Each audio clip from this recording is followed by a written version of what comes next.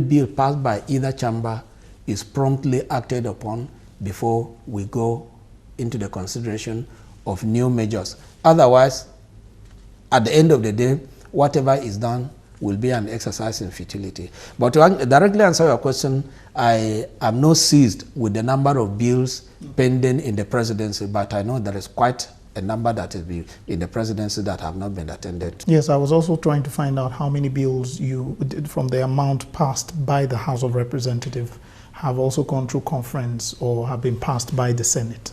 No, I don't have the figure, but I know that quite a number of the bills passed by the House of Representatives are still lying fallow in the Senate.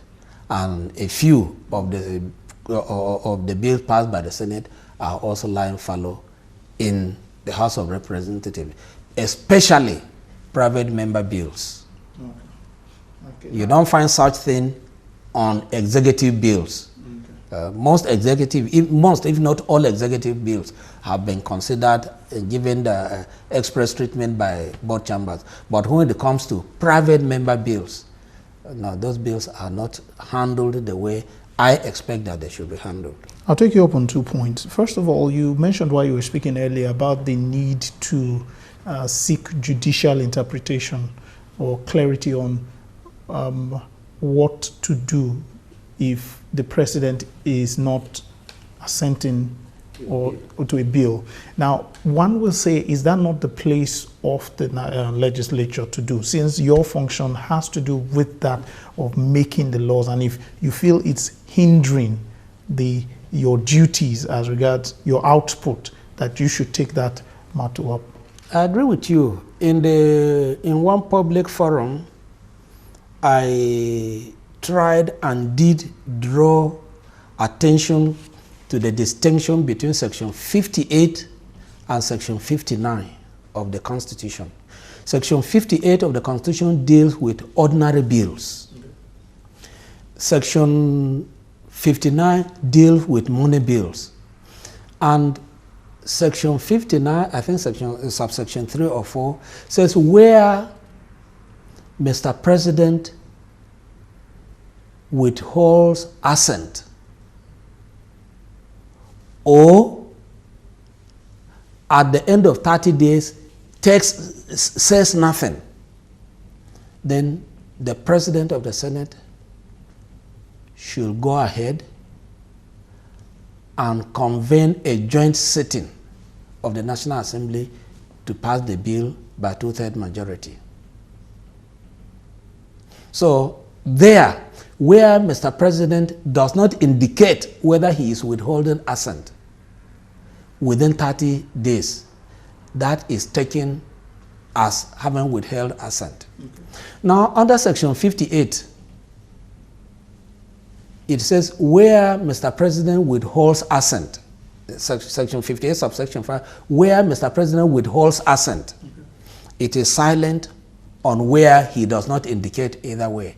I postulated that going by the American experience, in America, the American president is given 10 days to indicate that whether he assents or whether he withholds assent. And where after 10 days he does not assent and does not indicate that he's withdrawing assent, that bill becomes law. Or it doesn't need to come back? No, it automatically becomes law. Okay. If given to you, you have 10 days within which you act. And if you don't act within the 10, if you don't act either way within the 10 days, that bill becomes a law. No. So I was in that forum, yeah, and I'm still saying here that that should be the position here. And then if the presidency does not like it, then they go to court and challenge it. That might also solve one observation made by some public observers, that the National Assembly has not yet called into operation that power it has to, if a president doesn't pass a bill or doesn't veto a bill, that they call together a joint. I totally agree with you, and I totally agree with those who share that view, because that has been my position and I still stand by it. But the only thing is that I'm not too sure whether I have the locus to go to court and call upon the court to give interpretation to that. But the National Assembly as an institution has the locus to call upon the court to give interpretation to Section 58, subsection 5 of the Constitution. Members leaving one party and leaving to the other party. It was something that happened a lot this year. How would you say that has affected the legislature? The Constitution envisaged that there will be defection, and that's why there is provision in the law. But our problem is not in this country, is not the lack of legislation, but the lack of the political will to implement our legislations. The Constitution provides that if you defect, this is what will happen. Now, in the country, in a climate that operates rule of law, what is good for the goose should also be good for the gander. You cannot apply a different law to yourself and apply a different one to me. Now, the problem in Nigeria is compounded by the fact that the two major political parties at will cross carpet, and none of them has come out to condemn that practice. So if your child cross carpets to my house, we clap hand and say you are a bad parent, you are not able to handle your child properly. When at the end of the day my own also moves to your house that have not been handling him fine, then we say foul. Why should we allow that?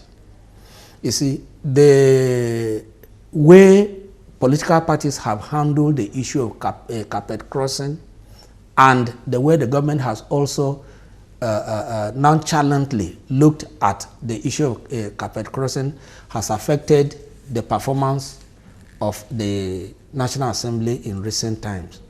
You can see that when Mr. President submitted a letter for the approval of the National Assembly to extend the emergency rule in the northeastern states of the Federation, you saw what happened on that day, which scuttled that sitting and which consequently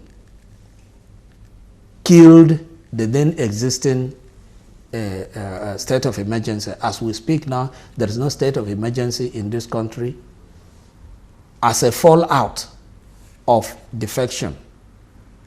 So if for nothing else, defection has really affected the performance of the House of Representatives. As it is now, we are not this House that started the journey in June 2011. We are now more or less in two groups. The opposition party and the ruling party. Whereas before now, that was not the issue. We were operating as a house, bearing in mind first and foremost the interests of the nation. But now, forces outside have tried to bring a division within the house because of defection. But my counsel to members of the House of Representatives and indeed the National Assembly and Nigerians is that if we are going to frown at defection, it doesn't matter which party is defecting to which party, we should all come out and condemn it. If we are going to condone it for party A, we should also be ready to condone it for party B. You cannot condone defection for party A and then say you will apply the rules when it comes to party B. We are running a government based on rule of law, a democracy based on rule of law, and one of the cardinal points or aspects of rule of law is that everybody is equal before the law, and there is a uniformity in the application of the law, no selective application. I I don't know about you, but I enjoyed that interview with the chairman of the House Committee on Rules and Business. What is your own take on some of what he said? Do you agree or disagree?